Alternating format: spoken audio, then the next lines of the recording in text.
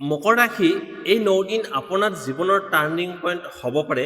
22 এপ্ৰিলৰ পিছৰ পৰা গ্ৰহ নক্ষত্ৰৰ এনে এক সলনি আৰম্ভ হৈছে যি আপোনাৰ ভাগ্যক একেবাৰে নতুন দিশলৈ লৈ যাব পাৰে। কিছুমান মানুহৰ বাবে হঠাৎ ধন লাভৰ সুযোগ আহিব, কৰ্মজীৱনত ডাঙৰ সুযোগ আহিব আৰু প্ৰেম জীৱনত আচৰিত পৰিৱৰ্তন দেখা যাব। কিন্তু এই সময়ছোৱাত এটা ভুল সিদ্ধান্তই আপোনাৰ হাতৰ পৰা ডাঙৰ সুযোগ নষ্ট কৰিব পাৰে। এই ভিডিঅ'টোত মই আপোনালোকক জনাম কোন দিনটো ভাগ্য আপোনাৰ লগত থাকিব, কোন সিদ্ধান্ত ল'লে সফলতা নিশ্চিতভাৱে পাব আৰু কেনেকৈ আপুনি এই 9 দিনত নিজৰ ভাগ্য সলনি কৰিব পাৰিব। সেয়ে এই ভিডিঅ'টো শেষলৈকে চাই থাকক, কাৰণ এইটো কেৱল এটা সাধাৰণ ৰাশিফল নহয়, এইটো আপোনাৰ আগন্তুক 9 দিনৰ গুপ্ত সংকেত। আহক তেন্তে আৰম্ভ কৰোঁ মকৰ ৰাশি 22ৰ পৰা 30 এপ্ৰিললৈকে সম্পূৰ্ণ ৰাশিফল। প্ৰথমতে আহিছোঁ ধন সম্পত্তি। মকৰ ৰাশিৰ লোকসকলৰ বাবে 22ৰ পৰা 30 এপ্ৰিললৈকে টকা পইচাৰ ক্ষেত্ৰত এটা গুৰুত্বপূৰ্ণ আৰু সিদ্ধান্তমূলক সময় আহিছে। এই সময়ত আপোনাৰ আৰ্থিক অৱস্থা লাহে লাহে উন্নতি দেখা যাব পাৰে, কিন্তু তাৰ বাবে আপুনি বুদ্ধিমত্তাৰে আগবাঢ়িব লাগিব। প্ৰথম ভাল খবৰটো হৈছে এই সময়ত আগতে ৰৈ থকা টকা বা পে'মেণ্ট আহিবলৈ আৰম্ভ কৰিব পাৰে। বিশেষকৈ 24ৰ পৰা 27 এপ্ৰিলৰ ভিতৰত ধন লাভৰ সম্ভাৱনা বেছি আছে। যিসকলে চাকৰি কৰে তেওঁলোকৰ বাবে চেলাৰী ইনক্ৰিজ বা বোনাছ বা ইনচেণ্টিভ পোৱাৰ সম্ভাৱনা আছে। আপোনাৰ পৰিশ্ৰমৰ মূল্যায়ন হ'ব পাৰে আৰু ফাইনেন্সিয়েল ষ্টেবিলিটি অলপ বাঢ়িব। ব্যৱসায় কৰা লোকসকলৰ বাবে এই সময়ত নতুন ইনকাম চ'ৰ্চ খোল খাই যাব পাৰে। কোনো নতুন ক্লায়েণ্ট বা ডিল আপোনাৰ বাবে লাভজনক হ'ব পাৰে, কিন্তু খৰধৰ কৰি ডাঙৰ ইনভেষ্টমেণ্ট নকৰিব। এতিয়া সতৰ্কতাৰ কথা, 26 আৰু 28 এপ্ৰিলত ফাইনেন্সিয়েল ৰিস্ক বেছি দেখা গৈছে। এই দিনবোৰত লোন লোৱা বা দিয়া এৰাই চলক, নতুন ইনভেষ্টমেণ্ট নকৰিব। ডাঙৰ ফাইনেন্সিয়েল ডিচিশ্যন আপুনি পষ্টপন কৰক, নহ'লে অপ্ৰত্যাশিতভাৱে ক্ষতি হোৱাৰ সম্ভাৱনা আছে। এটা গুৰুত্বপূৰ্ণ পৰামৰ্শ, এই সময়ত খৰচ কণ্ট্ৰল কৰাটো অত্যন্ত প্ৰয়োজন। হঠাৎ খৰচ বাঢ়িব পাৰে, বিশেষকৈ ফেমিলি বা হেল্থ ৰিলেটেডৰ বাবে। সেইবাবে বাজেট মেইনটেইন কৰক, অপ্ৰয়োজনীয় খৰচ কমাই দিয়ক, ছেভিঙৰ ওপৰত ফ'কাছ কৰক। সম্পত্তিৰ ক্ষেত্ৰত যদি আপুনি ঘৰ, মাটি বা গাড়ী কিনাৰ কথা ভাবিছে, তেন্তে 23, 25 আৰু 29 এপ্ৰিল শুভ দেখা গৈছে। এই দিনবোৰত ডিচিশ্যন ল'লে লাভ পোৱাৰ সম্ভাৱনা বেছি আছে। পৰিয়ালৰ সহায় এই সময়ত ফেমিলিৰ পৰা ফাইনেন্সিয়েল ছাপৰ্ট পাব পাৰে, কিন্তু লোন ল'লে সময়মতে উভতাই দিয়ক, নহ'লে সম্পৰ্কত সমস্যা আহিব পাৰে। শ্বেয়াৰ মাৰ্কেট বা ৰিস্কি ইনভেষ্টমেণ্ট এই সময়ত শ্বৰ্ট টাৰ্ম লাভৰ বাবে ছেফ নহয়। লং টাৰ্ম চিন্তা কৰিলে অলপ লাভ হ'ব পাৰে, কিন্তু ধৈৰ্য ৰাখিব লাগিব।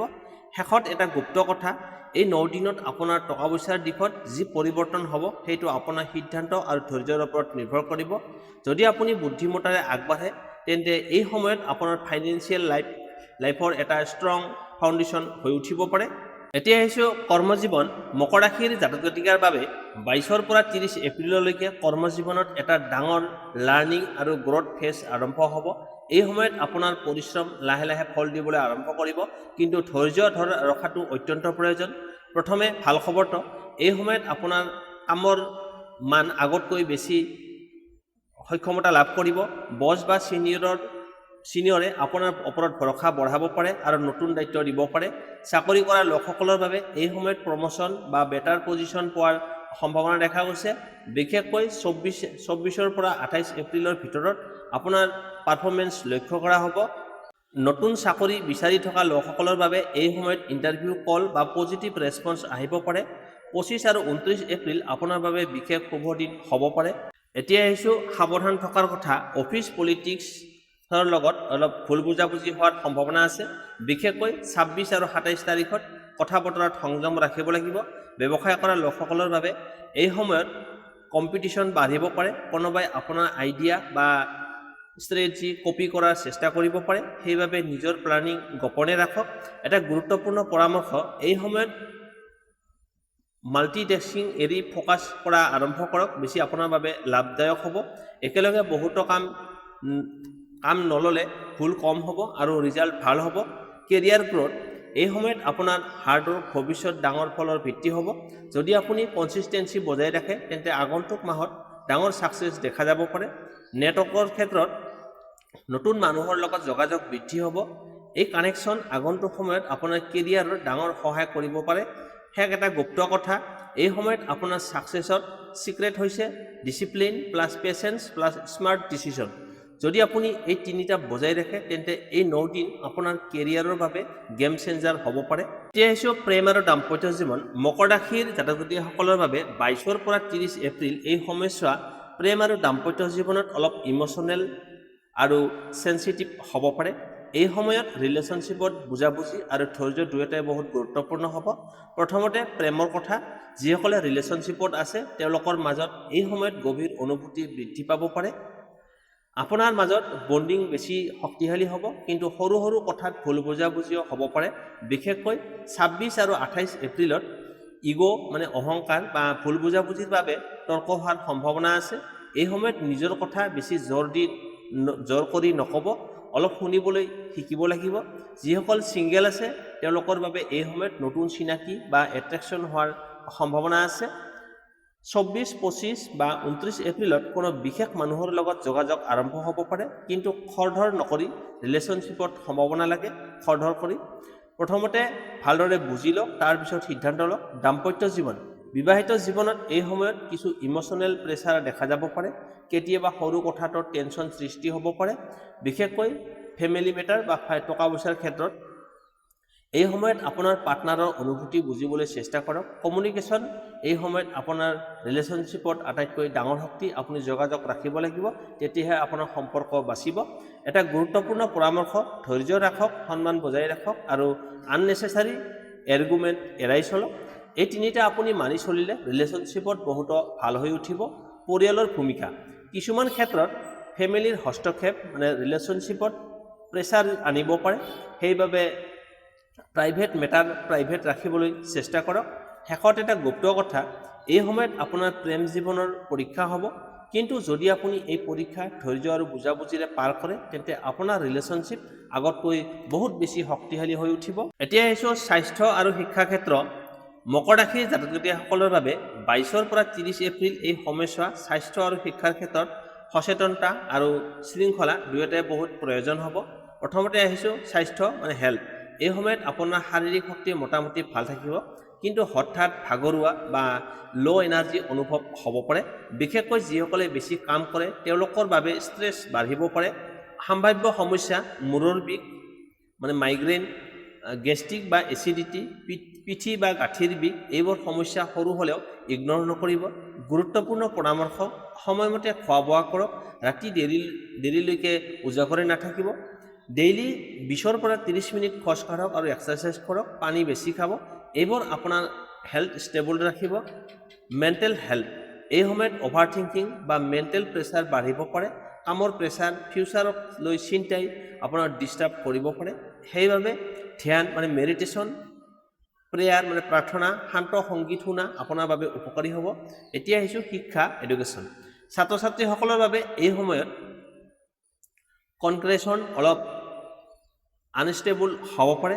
পঢ়াৰ সময়ত মন সহজে ডিষ্ট্ৰেক্ট হ'ব পাৰে, কিন্তু যদি আপুনি ৰুটিন ফ'ল' কৰে তেন্তে ভাল ফল লাভ কৰিব। 23, 25 আৰু 29 এপ্ৰিল ষ্টাডিৰ বাবে শুভ দিন। এই দিনবোৰত নতুন টপিক সহজে বুজিব পাৰিব।